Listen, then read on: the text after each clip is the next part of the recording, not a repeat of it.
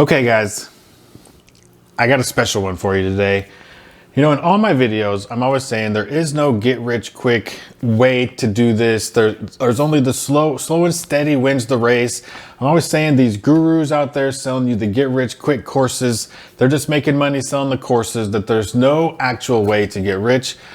But you know what? Those guys have hundreds of thousands of followers. I don't have that. So today, I'm gonna finally give you what you want.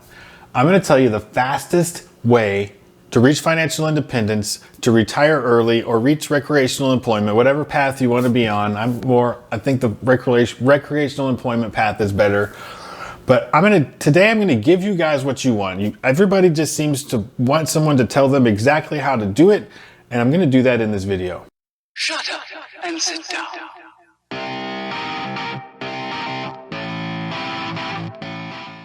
All right, I'm gonna start off. Before I give you the secret, it's coming fast. I'm gonna get to it as fast as I can, but I gotta do two things first. Number one, this is not financial advice, this is just my personal opinion. Please do all your own due diligence and blah, blah, blah. I'm not a financial advisor. This is what I think is the fastest way to reach financial independence and figure out if you wanna work or not after that. That was the easy one. Number two is that I think a lot of these people who are trying to reach early retirement are making a huge mistake, and I want to help you guys avoid the mistake that I see a lot of people making, and that is by trying to retire early too soon. You see, the retire early part is the sexy part that gets the headlines and gets the clicks and gets the views. Recreational employment is what really happens. But if you're going to really retire early at 35 or 40 years old or 45 years old, you don't have a good handle on what your retirement budget is going to look like. You think, I'm 30 or I'm 28 years old now, and I can easily live on $40,000 or $45,000 a year. So then there's all these formulas that they have. The 4% rule, you just save up and live off of 4%. There's the 25% rule, where you take all of your expenses and you multiply it by 25, and that's how much money you need to save. And then that's how you deduct back out the 4%, because 4% is the reverse of 25%. So I think all these formulas, you know, all finance is personal. So all these formulas just make it too pretty with a little bow on top. It's great. It gives you a goal, something to shoot for. But the point I want to make is I think people are underestimating how much money you're going to need in retirement. When I was 35 years old, I could live on $40,000 a year. At 45, I might have needed $50,000 a year. And at 65, I think I'm going to want to live on something closer to $65,000 a year. You know, I live on this beautiful tropical island, which I'm indoors, so you can't see it. So I actually put it on the TV back here so you could enjoy the beautiful tropical island on my television while I speak to you. But you know, I don't want to live in a crappy little apartment anymore. I want to have a nice house. I want to live on a beautiful location. I want to spend more money on golf or fishing or buy a boat or buy a nicer car. There's a reason old people all drive nice Cadillacs. You don't want to drive a piece of crap Toyota Corolla 1982 with dents in the doors when you're older. You want to have a little bit nicer things.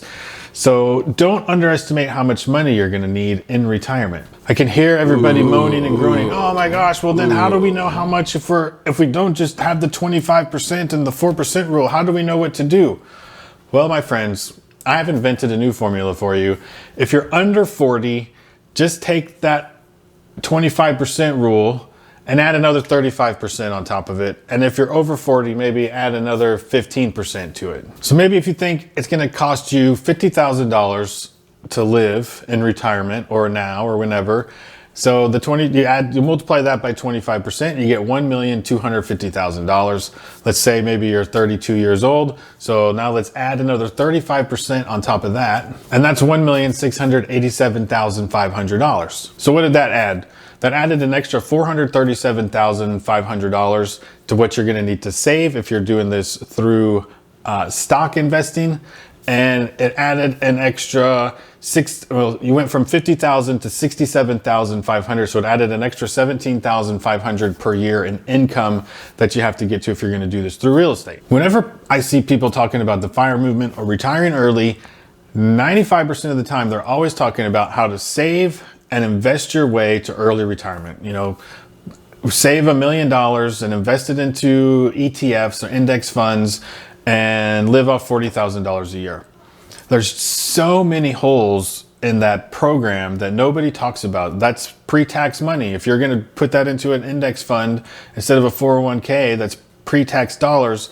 Your $40,000 that you're living off, let's say you pay 20% taxes on that. So 20% of 40 is 8,000. So you're really only living on $32,000.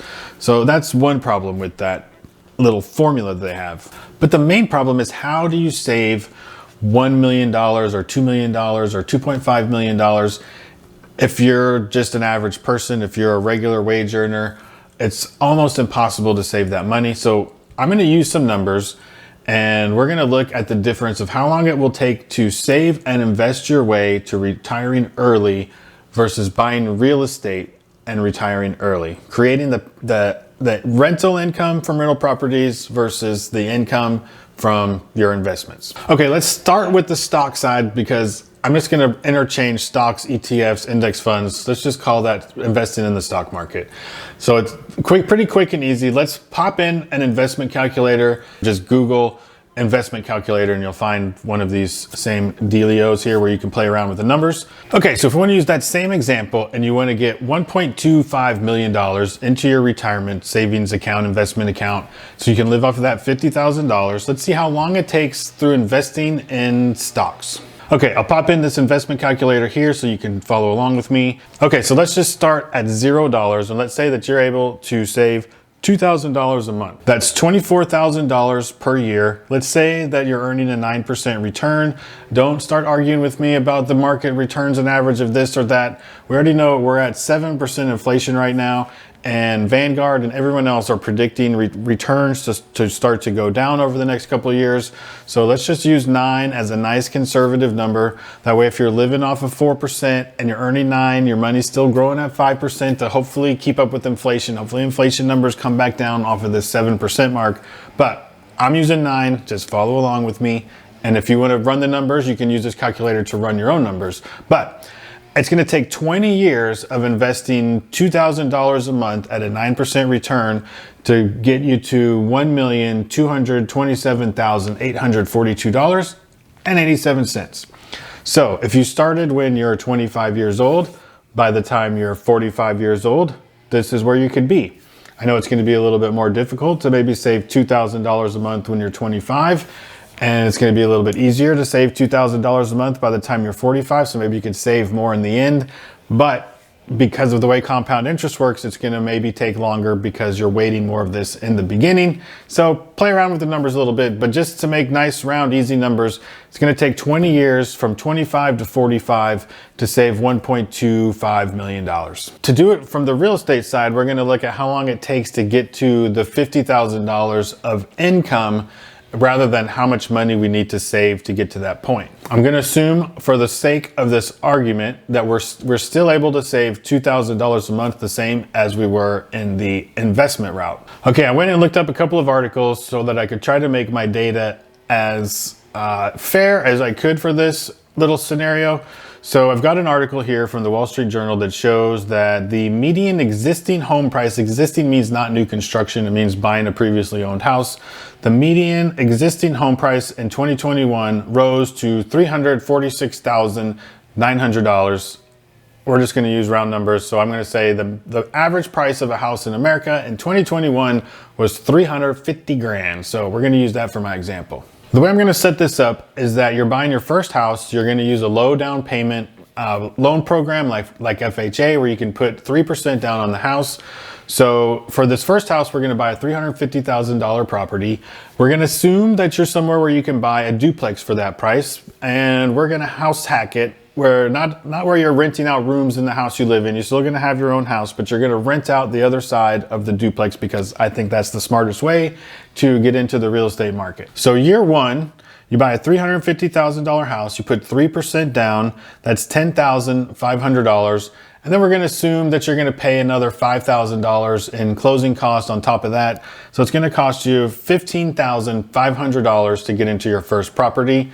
So you saved up $24,000 in your first year by saving $2,000 a month. And then at the end of that year, you bought your first property and you spent $15,500. for the down payment and the closing costs. That's going to leave you with an excess of $8,500 in your bank account, which is something you're going to need anyway because the bank wants to see that you have a couple months of reserves left over in your bank account to cover your mortgage because they don't want you to lose your job and then lose your house because you couldn't pay your mortgage. Let's take a look and see how much your mortgage payment's going to run. I'm going to take you into bankrate.com. It's a good place to go to play with the mortgage calculator to see what interest rates are like and how much your payment would look like.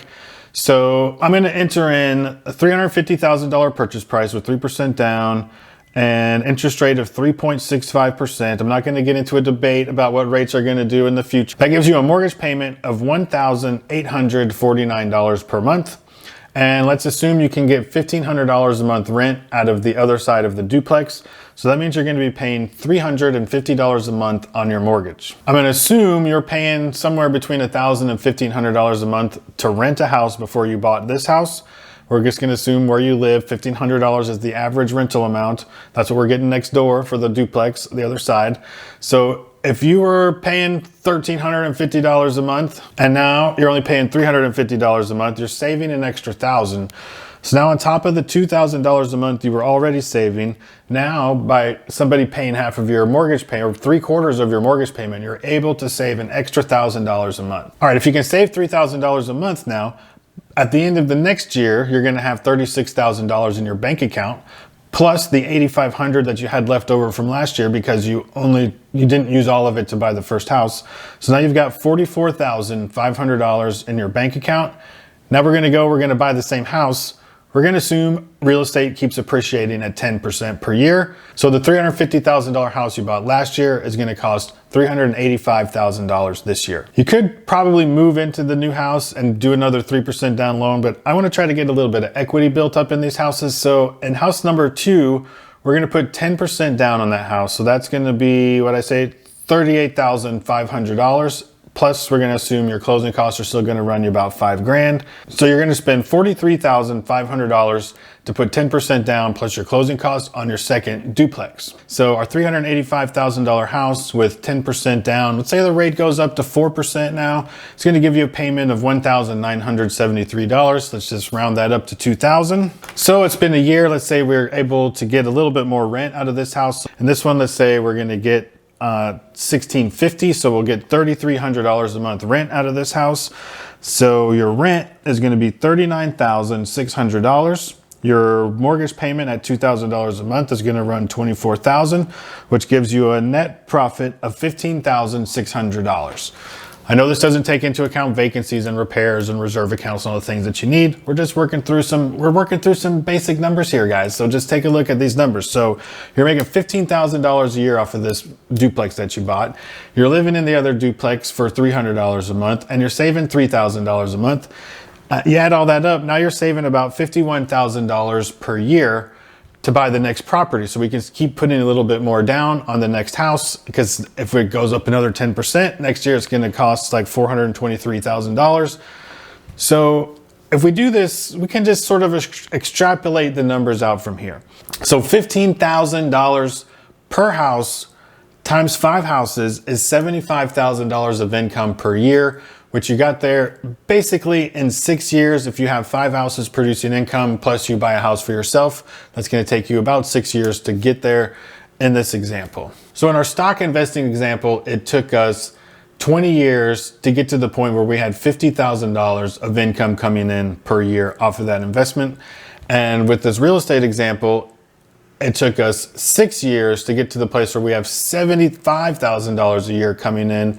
I know that's not quite fair. Like I said, there's going to be vacancy rates and repairs on the homes and some of these things.